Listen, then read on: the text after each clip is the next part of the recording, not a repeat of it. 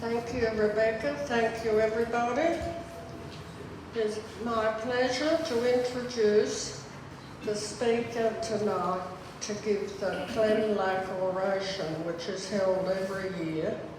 It was introduced in 1974 in honour of a vice president of the Society, Clem, who wrote a number of publications for this society, and he worked in the Premier's department in journalism promotion area. We welcome tonight Dr. Tom Blake, a member of the Society. Tom is also a member of the Professional Historians Association and is a Brisbane-based professional historian and heritage consultant. He's researched and written extensively on a wide range of topics relating to Queensland history, and also researched the history of numerous heritage places throughout Queensland. His publication, A Dumping Ground, A History of the Cherbourg Aboriginal Settlement, won the New South Wales Premier's History Award in 2002. And he recently co-authored the publication, Yolanda, the life and story of Pastor Don Kawachi Brady. Many of you will remember Don Brady's role in Brisbane, and he's in the South Burnett, and his great advocacy. Tonight, Tom is speaking on the other side of the fence and new perspectives in Queensland history. I invite Tom to present his lecture.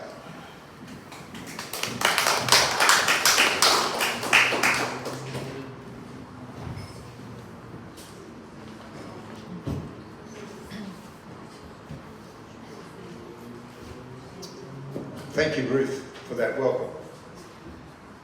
And thank you for the invitation to give this lecture. I've worked in cultural heritage now probably for 30 years, and it's different from the traditional work of a professional historian. That as a professional historian, you have what I call kind of set-piece history, whether it's a commissioned history of a shire or a local or regional area, a biography, history for government departments, or an industry history. But historical research for cultural heritage projects is often not considered at the forefront of historical research. It's certainly not seen as original research. It's not seen that in it you generate new perspectives or new ideas. Part of that is that the reports for heritage surveys, conservation plans are often only read by a very small audience, and are not terribly accessible or available. To use the jargon, they're grey literature. And they're not published, and so are unknown or little read.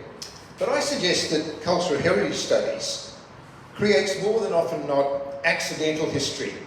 It starts with the investigation of a place, whether a house, government building, hospital, township, regional history, and then does lead to new questions and insights. And that's what I want to explore in this paper today. I would also emphasise that there's this, I guess, prejudice that somehow buildings or places or landscapes are not important, but they're critical documents, just as important as a file or an archive or a newspaper article. So my intention is to look at 6, 7, 8 different areas, some of them quite briefly, about the towns that escaped the 1930s depression, innovation in the most unexpected places, the deforestation of the Queensland landscape, or more specifically about Moreton Bay, the importance of the dairy industry, Queensland as a railway state, female property ownership in early 20th century Queensland, and religion in 19th century Queensland, and the remarkable story of Indigenous resistance on the Palmer River goldfields. And I have a footnote to Queensland history.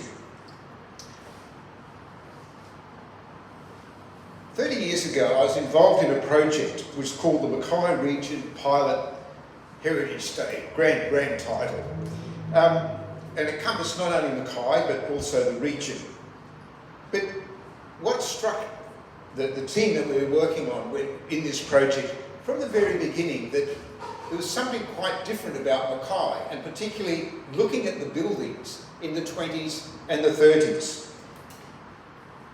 In the centre of Mackay, and I'll show some images of that, we could see there were banks, shops, offices, public buildings, picture theatres, churches, schools, etc., etc. So what was happening in Mackay in that period, when the population grew in 1920 from 6,700 to 12,000? Let me show you a graph, and that I love graphs because they tell us so much. But this is about population growth in major Queensland towns in that period of 1921 to 1933. And what is striking, absolutely striking, is that in that period, into the Depression, 3 towns, Ayr, Mackay and Cairns, and I could have put in others here, Innisfail, for example, was certainly way, way above the growth in the rest of Queensland. If you look at here, Ayr is nearly over 90%, Mackay is over 80%, Cairns is 60% growth. Compared with Brisbane, which was about 35%, Toowoomba 30%, Queensland a touch over 20%. And why was that? I want to suggest that probably one of the main drivers of this growth was the development of the central mill system. It was firmly established and it had a guaranteed price for growers. And the development of the cooperative mill system was particularly important in shaping and strengthening the regional economy. Because the mills, and this is, I think, highly significant, unlike the mills owned by, say, CSR, were now owned by growers rather than outside interests, as in the case of a number of plantation mills. The profits began to remain within the region rather than being channelled elsewhere. So that's the profits from growing and milling of cane remained substantial within the region, and is one of the principal reasons for the ongoing prosperity of that city and region. Just look at Mackay, some of the buildings that went on in that period. The Queensland National Bank in the 1920s, and this to me is kind of the icing on the cake. This is the Anglican Church Parish Hall in 1939. Some parish hall, I'm sure, nothing like it anywhere else, which says, I mean, the church itself is covered by, behind that tree, but it was substantial. But this is even a more substantial building that I just don't know there's any parallel in Queensland. And that is indicative of the wealth that was in Mackay in that time. The post office in 1940. I didn't bother to put in all the government buildings for this period because I think Mackay had a bit of a bias because they had a local member who was also the Premier. So they did well out of sort of state government buildings. Nevertheless, if you even look at this post office, that's a grand post office. The other interesting thing about Mackay, it was the first town to have a town plan. And there's particular legislation in 1934, the Mackay Town Planning Act. It was specifically for Mackay. And this is part of a plan that is in the legislation. And you go elsewhere to these other towns like, for example, Innisfail. That's the Innisfail Shire Hall, 1935. In the midst of the so-called Depression, it wasn't happening in Innisfail. There was a story that an architect that worked, I think, in Cairns in the 30s said there was no such thing as a depression in Cairns in the 1930s. So what this, just from a simple observation of starting with buildings and thinking, why is Mackay different? we come up with this very different view of these particular towns, these sugar towns in Queensland. Recently in the election campaign, a commentator said Queensland's 6 Queenslands. And one of that subgroup are the sugar towns. And they are different. You know, Mackay is different from Rockhampton, it's different from Townsville.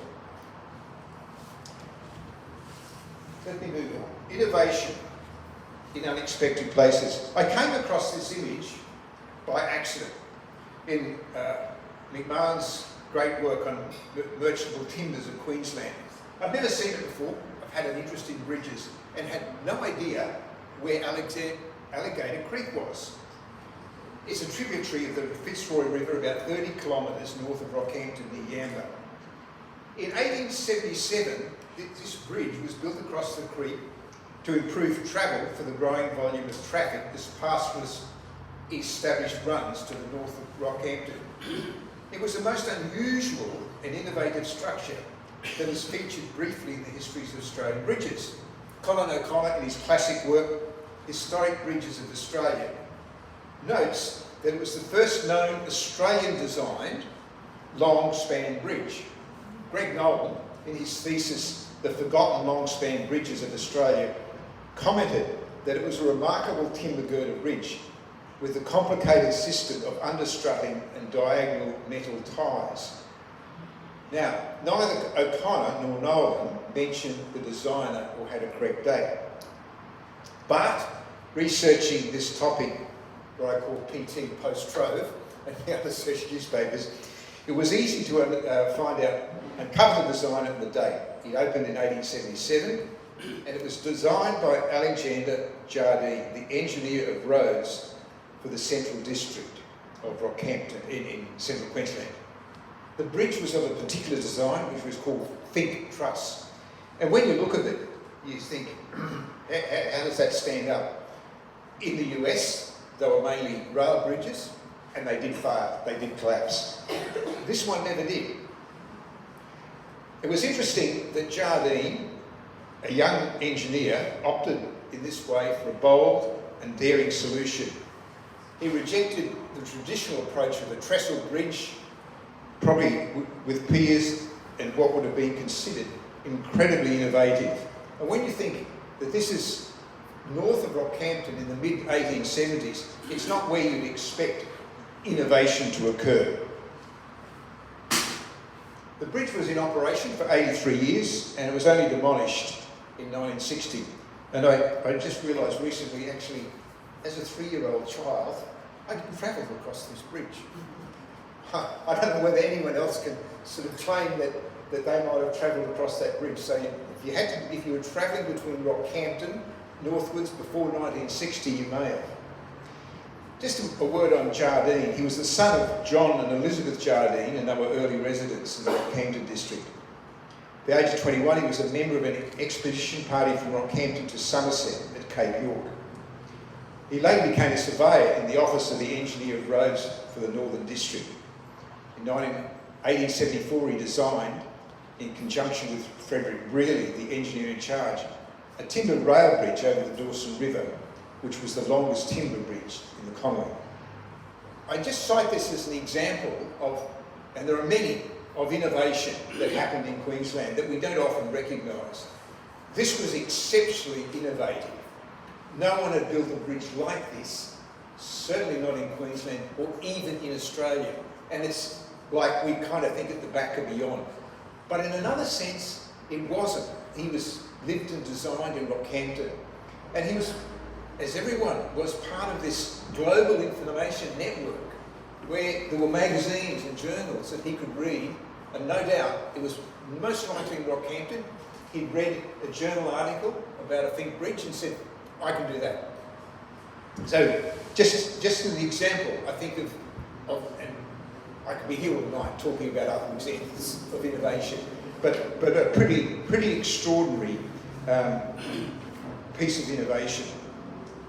Let me go on to dairying very quickly. Dairying has been a major industry in Queensland, but in the histories of Queensland tends to be overlooked by the sheep and cattle industries. We think they were the key industries in Queensland. But it was particularly important in the first half of the 20th century. Rail, shipping, mechanical separators made dairy a viable industry. And the key figure is this. In 1940, there were over 31,000 dairy farms in Queensland. Now, what does this mean? Almost all of them would have been family operated. So we can say probably at the very least there was 100,000 more people in 1940 living on a dairy farm. That's 1 in 8 of Queensland's population. Quite extraordinary. The other, I think, really key thing for me in this figure is, and if you look at the yearbooks, it says, yes, there was 31,000 dairy farmers. So in the labour force, it says, yes, there were 31,000 men in the dairy industry. Wrong. I would, because dairy farming was essentially a family operation. It needed to be to survive and to be functional. And so women were just as important in dairying as men. And you could even argue that they were more important. And children, of course.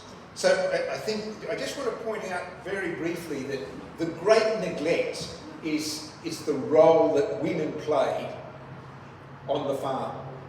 They're not even counted as part of the workforce, and yet they were. Even if we say with a third of those farms, the woman didn't make any contribution, that's still 20,000 women were dairy farmers as well. I just leave that thought with you.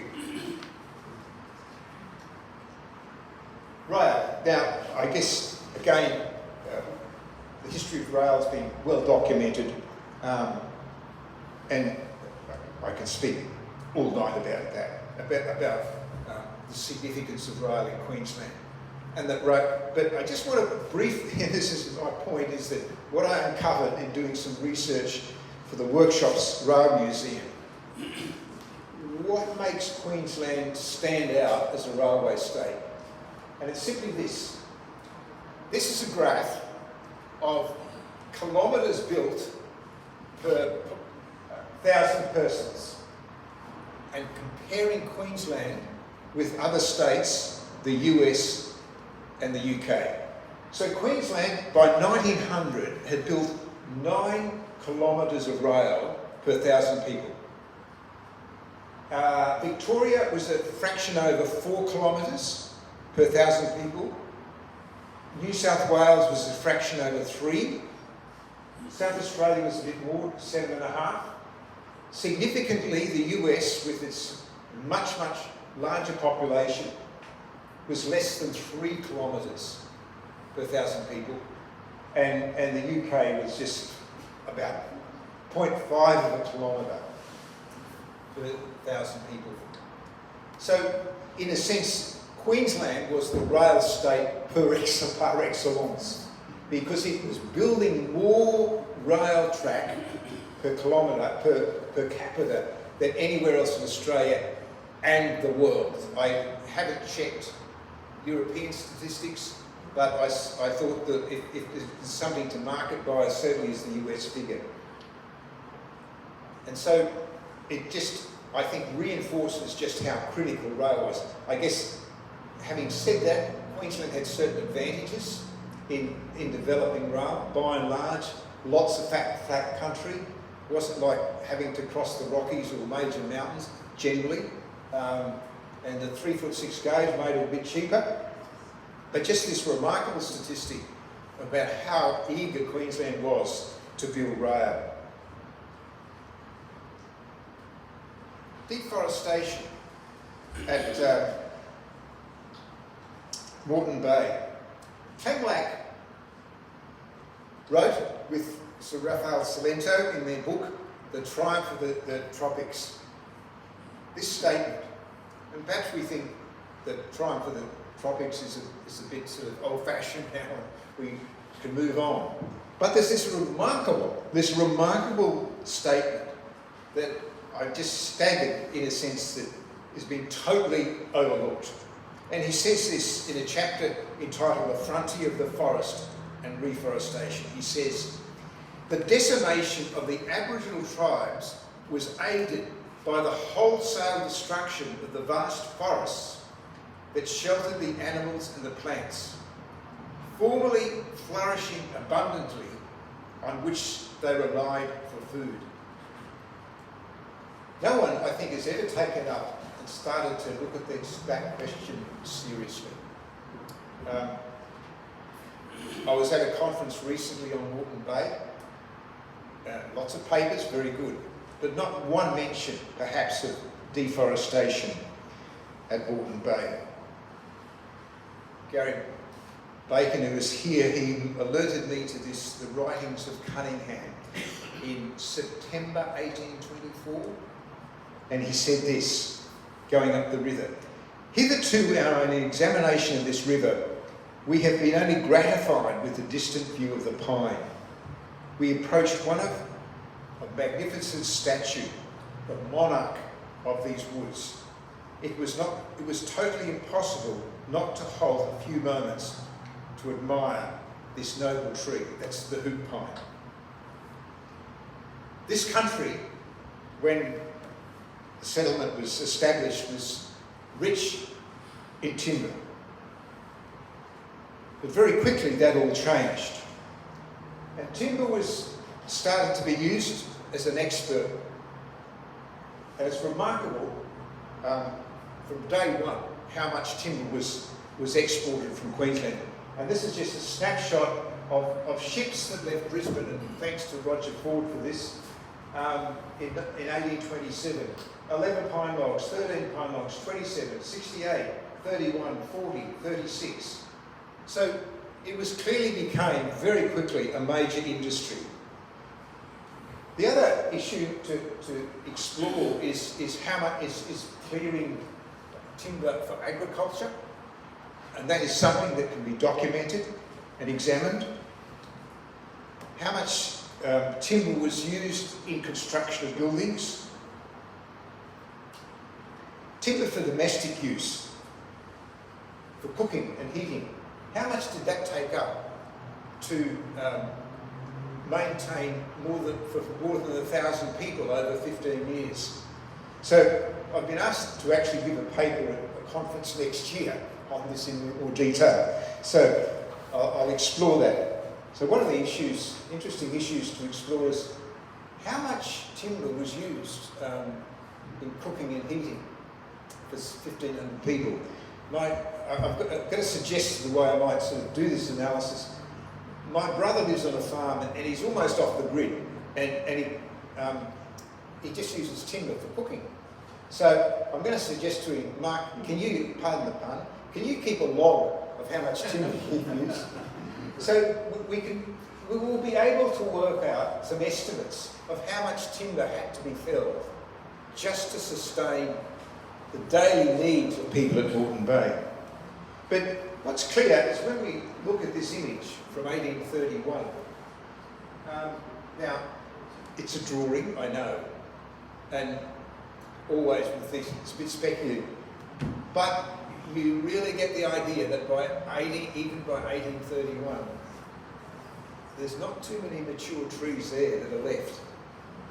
So it's a question, and then of course we go back to this question of what impact did that have on the Turrbal and the Jagera people that these trees.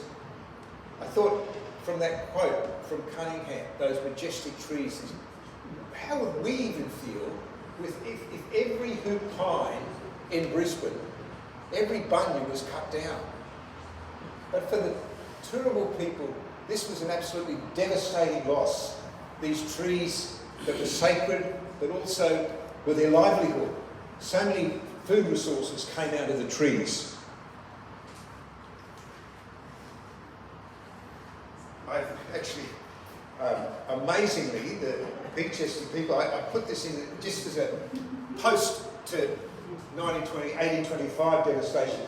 This is a photo of Cromhurst, and if you just look at the devastation that occurred in the 1910s, this is my absolutely, I think, the classic photo of Queensland. This is Cromhurst a dairy, and just the clear felling that occurred just for the dairy farm. So to me again, it's an issue that's come up. I don't have the answers, but it needs certainly much more explanation. Female property ownership. This truly is a case of things happening by accident in a sense. Just have a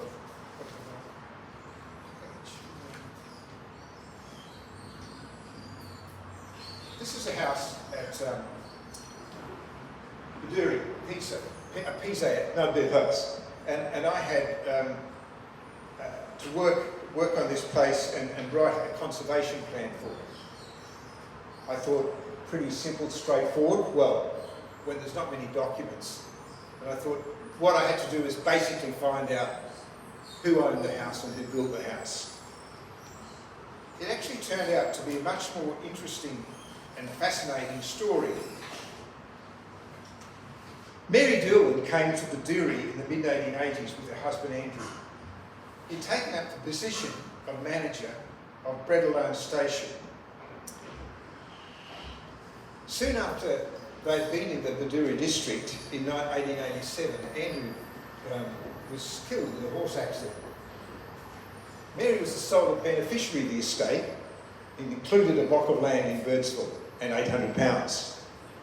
Now, Mary, instead of returning to Victoria where she came from, decided to stay in Baduri, and when land came up for sale, including the hotel and store, she bought them.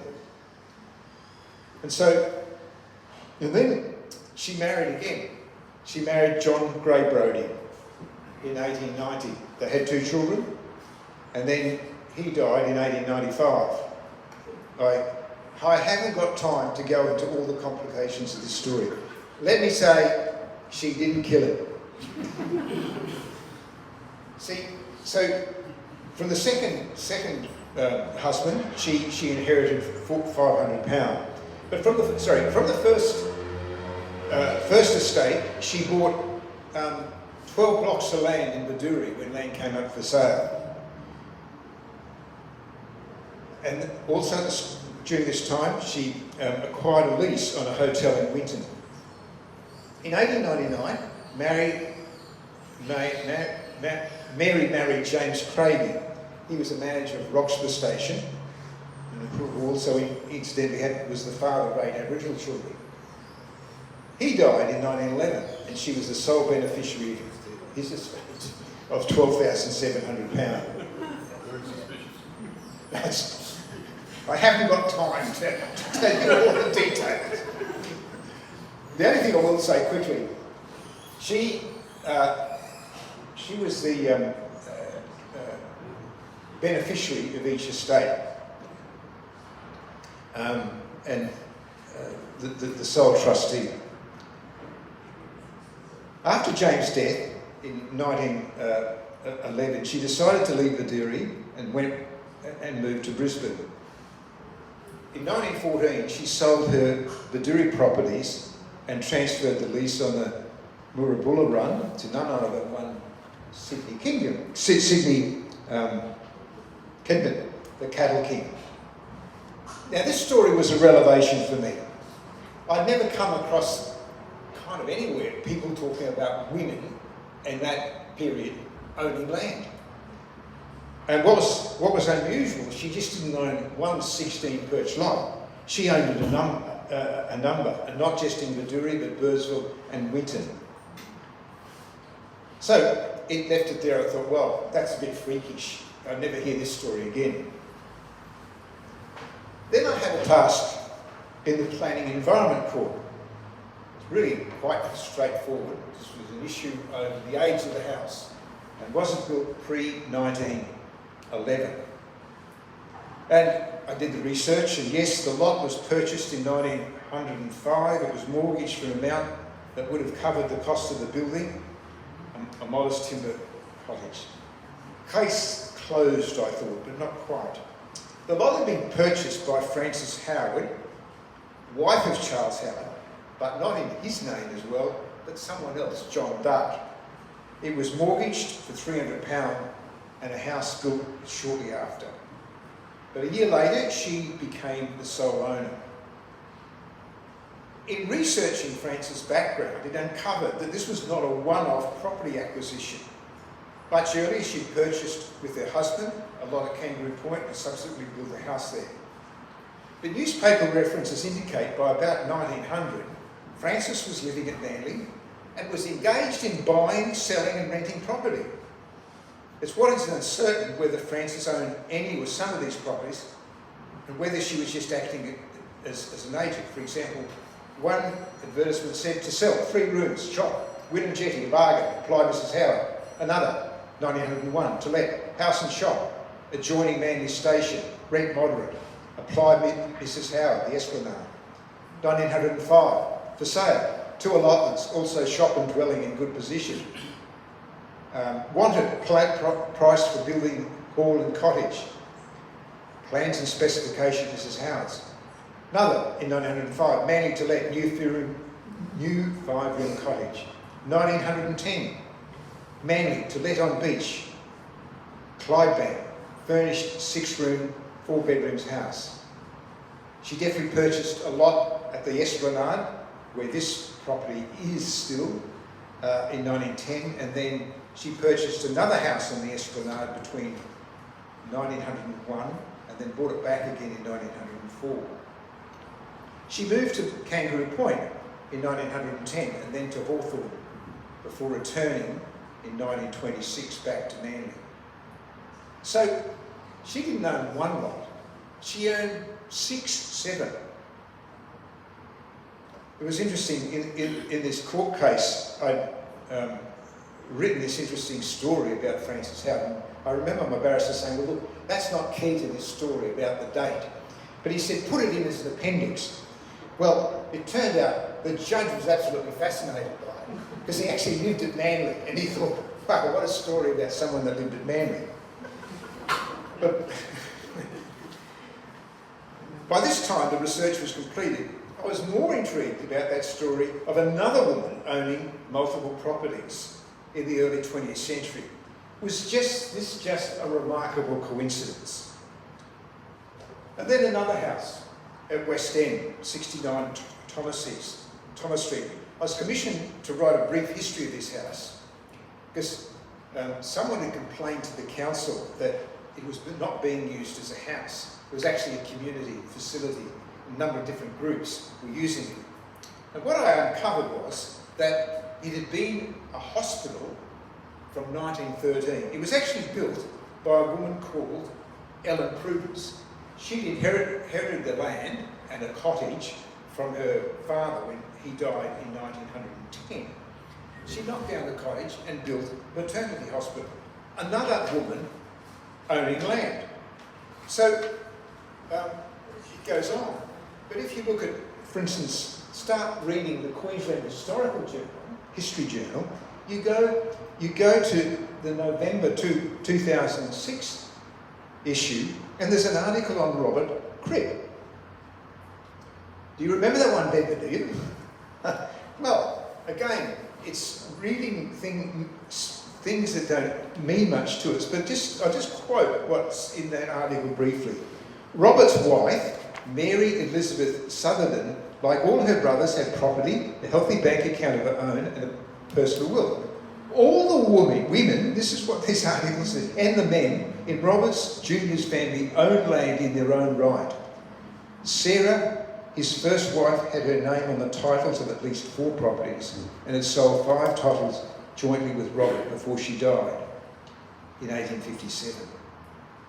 I think so putting these together, you get a picture then that, and I meant to mention that the penny really dropped when, with one thing, I was trying to find something from the titles office, and amazingly, I actually talked to someone in the titles office, not an email.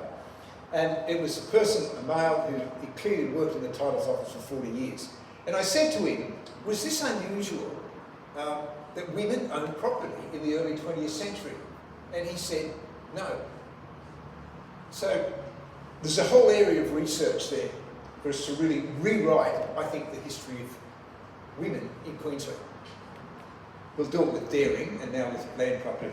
So I'm absolutely, it's just such an intriguing subject that we've totally ignored or overlooked, and probably to people here who research it, something might ring a bell. Yes, I know someone, I've written stuff about a woman and who owned property. So that's godless or godly religion in 19th century Queensland. Just after separation, there was an article in the Brisbane Courier, and it was about comments of the Lord Bishop of Salisbury on the alleged spiritual destitution of the settlers in Moreton Bay. He said it's the article said it's very fashionable in England for the clergy to talk about spiritual destitution. And when mention is made in Australia, the very pious in the old country picture the settlers as rough, rude, uncultivated boors, without a thought for aught else than the mere animals, and ignorant to the last degree of that which pertains to soul matters and the higher degrees of civilization. We do not like to find our adopted home portrayed in such a miserable light. And in a sense, this view of Australia, of Queensland, being godless or a totally secular country or place has had a powerful influence. But I want to suggest that indeed religion has played a significant role in Queensland history. The problem is most accounts of Queensland history pay little, if any, attention to its impact. Now, in part, the question of why religion in Queensland has been ignored or overlooked is that research on religion has often been very fragmented and narrowly focused. Numerous denominational histories, diocesan histories, parish histories, biography, etc., etc. Assessment of issues such as sectarianism, absence of broad sweep is missing. However, there is a way forward. I've been working for a number of years on a database of religious places in Queensland. And on this database, there's over 5,400 entries. Existing demolished subdivisions moved elsewhere. I try for every entry in this database, talk about denomination, date, location, material, architect status, and a photograph. And I've got, for those 5,800 entries, I have over 80% with an image. And I might say, John Huth here is responsible for 1,200 of those photographs. He's been to all parts of Queensland, I tell you. So what is it about this database? Well, first, because I've rigorously located where they are. So this is a map of all, a bit crowded, of where places were in Queensland in the 19th century. Now what's clearly predominantly in the southeast corner, but you see it goes right out to this is Croydon. You see that little number up there in the Torres Strait. You know the whole story. But well throughout Queensland, churches were built. Just a bit of a closer look up of southwest Queensland. And what's significant, there's many things significant. One is that so many of these churches in the 19th century and into the 20th, they were the only building in a district or a community. The only building. And there were many of them. This is Brisbane, many throughout Brisbane. So the idea that Queensland was just godless, it was absent of any religion, I think is belies it. It started with very basic little timber buildings, a bit more substantial. Remarkably, this is a church that was built in 1869 at Gympie, 2 years after Gympie had been founded. Quite a substantial building. And so, as time went on, they became more substantial. This is interesting. Croydon, gold mining. 3 churches,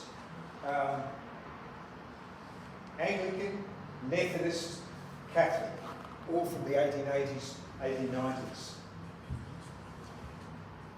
by the 1880s, you get much more of these substantial regular stone buildings. Gippy Methodist on the left-hand side, St Patrick's at Gippy on the right-hand side, Wilton Stone. Maryborough, two very substantial buildings. These are just examples. Anglican, and then the Presbyterian Church.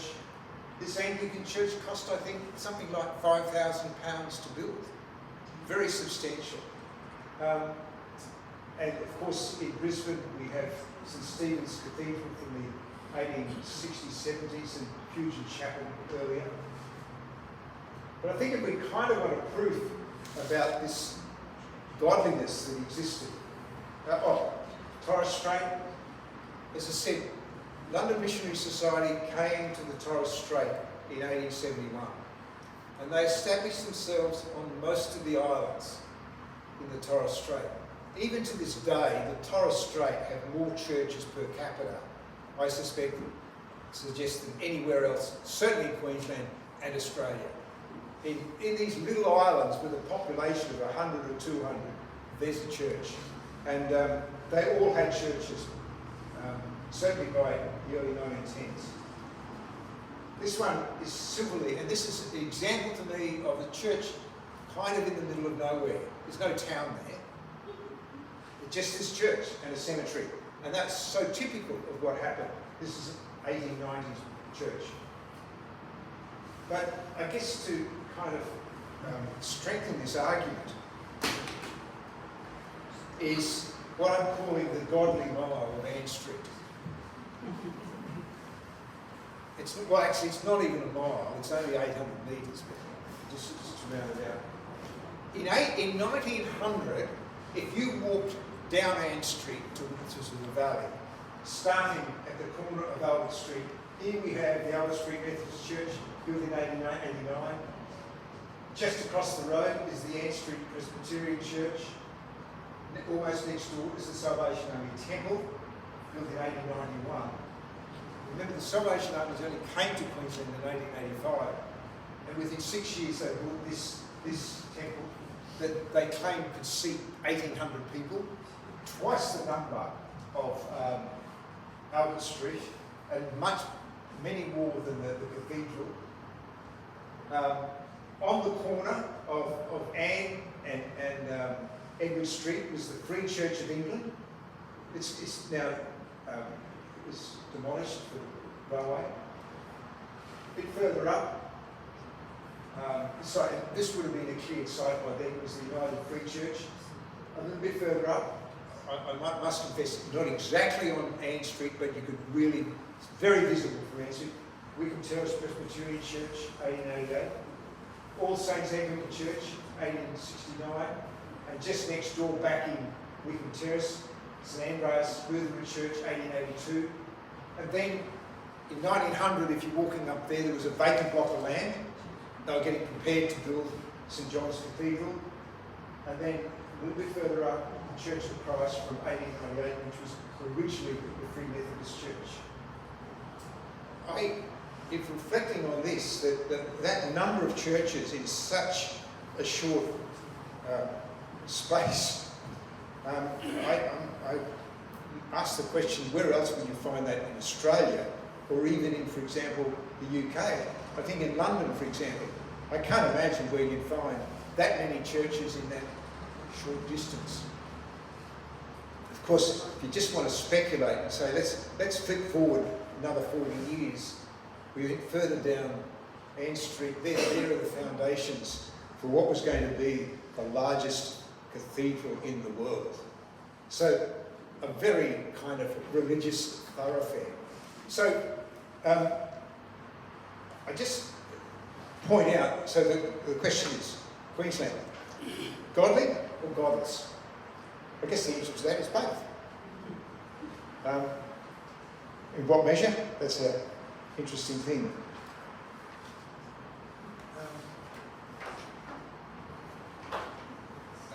Ruth mentioned this a book I've been working on called Yallen, the story of Pastor John Brady. Gold was discovered on the Palmer River in 1873, and one of the largest rushes in Queensland occurred. In less than 3 years, 17,000 men were in the field. And there are very colourful accounts of what happened there, particularly to the traditional owners, the Kuku-Yalanji. Their territory basically encompassed the Palmer River and its tributaries. But the question is, 17,000 men, the Kuku-Yalanji, that was their area, maybe 400 or 500 people, with probably about 150, 200 adult males. How could they ever even survived the impact of 17,000? Surely you would think on paper they must have been annihilated. So in writing this book, we had to write a chapter on the early history of the Palmer River, where Don's forebears came from. And so I came at this from a different direction of not looking at all these lurid accounts that have been written. Because what struck me in talking to the family, that how much of their culture survived in what was known as the wild times. The Kuku-Yalanji did not emerge from that as defeated or decimated. And the important clue was when Don was growing up on Palm, his father Jack would often remind him that he was from the Palmer River, Kuku-Yalanji country. Jack would tell his son that one day he must go back to the country. Jack had been left with a severe limp and he knew he could never return. Having undertaken extensive research on Cherbourg, that was something I'd never encountered, where someone who'd been removed from their country telling their son 20 years later, you must go back to our country. And so I went back to contemporary sources, not the flamboyant secondary accounts, but the more sober, very contemporary accounts. For example, in the Queenslander in December 1873, it says there are now about 250 men here, working in different places for about 25 miles on the river.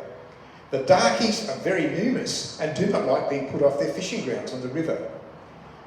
And this is significant because this gets repeated in these accounts. The darkies are very bold and must be better taught the effects of the rifle before you get safely on the Palmer. Another lengthy article in the Queenslander said, for 4 years a war of extermination has been waged against the blacks. Not only the native troopers, but each white man carrying a rifle tried to rain on every blackfellow he sees. But the blacks in no way are intimidated. They constantly spear traffic, cattle and horses within a few miles. It must be admitted that when the native police fail to break down the spirit of the Aboriginals, they afford very little protection to the whites. It does not appear that the blacks on the Palmer Road ever refrain from spearing a horse, a bullock or a man when the opportunity arises. It's rather extraordinary that they said after 4 years, the native police and every white man with a rifle failed to subdue, intimidate and certainly did not exterminate the Kuku-Yalanji. Indeed, it was quite the opposite. It was the Kuku-Yalanji who were intimidating with their guerrilla tactics, creating a sense of fear and apprehension. They very cleverly utilised the very rough terrain where they lived.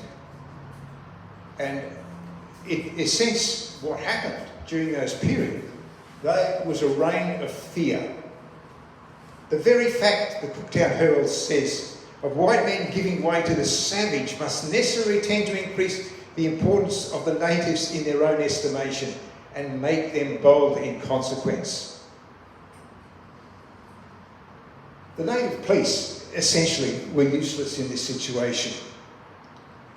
And so as quickly as the 17,000 miners came, almost as quickly they left. The Kuku-Yalanji survived against 17,000. What an extraordinary story of survival. They certainly were not annihilated, but survived boldly. By the 1880s, when most miners had left the field, they were still very present around Maytown and other small settlements. They gradually dispersed to work on cattle stations in the region, and many later removed to missions or reserves. The Kokodalanji tradition of boldness and not being intimidated was reflected in Pastor Don's life. As Ruth alluded to, he was fearless in the struggle for justice and rights for Indigenous people in Queensland. So again, a different perspective. And for me, it came out of talking to the family and thinking, what makes them different? What makes them special? Why, and today, the family of Don Brady, his family are all like that. They cannot be intimidated.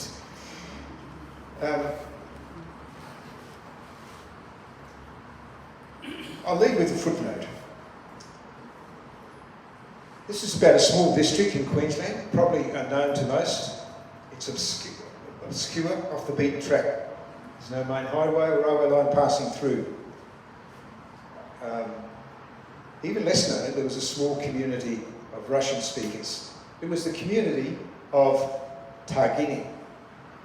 Is that familiar to you? A couple of people. Just a couple. Yes, that's good. It's west of Gladstone, small.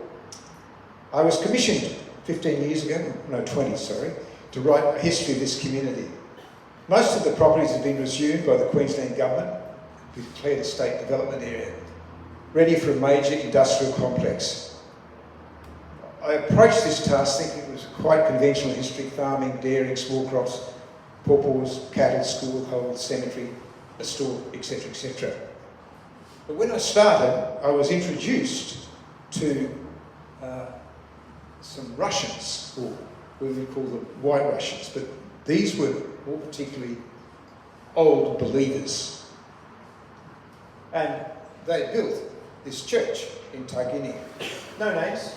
It could be literally any denomination. Only if you looked at the cross on the front, that you might get a suggestion that it was wrong, what its origins were. The old believers had come to Targini mainly in the 1950s. And they'd come because essentially old believers have been persecuted since Peter the Great. He reformed the Russian Orthodox Church, and these were people who were old believers, believed in what they thought was the authentic Russian Orthodox worship.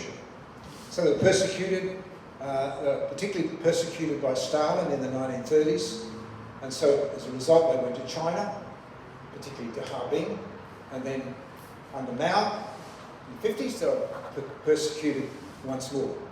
So they sought refuge in Australia, in Queensland, in Targini. And it was interesting to meet with this community. I actually went to their service, and you can imagine I would have stood out. I didn't have a beard for a start and not appropriate dress. But it was pretty extraordinary seeing, and I was told by one person, yeah, look, you can go to the church, they go from 7 to 10, but only go till 9. Go at 9, because you've got to stand up, so, which I did. I recorded the service, and someone said to me afterwards, it was in Old Russia.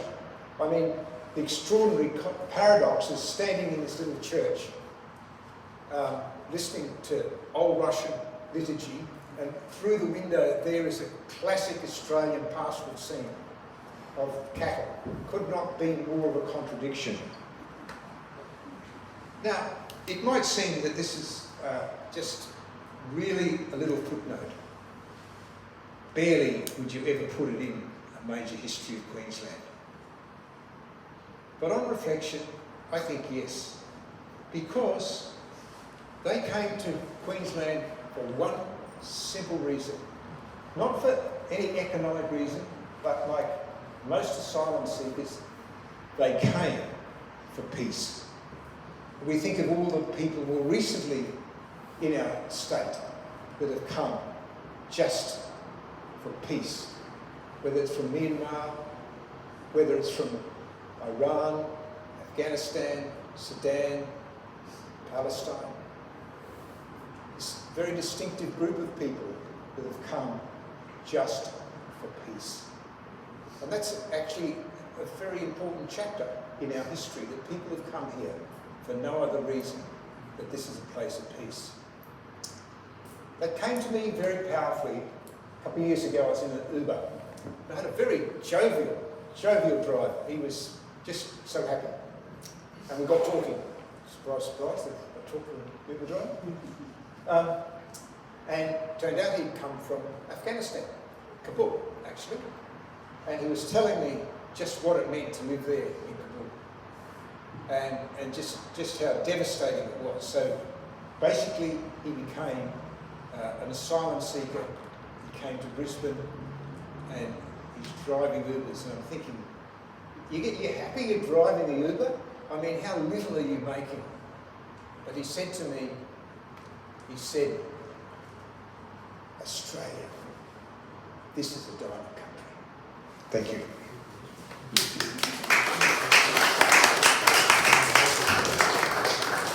What was that last few words? I missed it. Sorry? What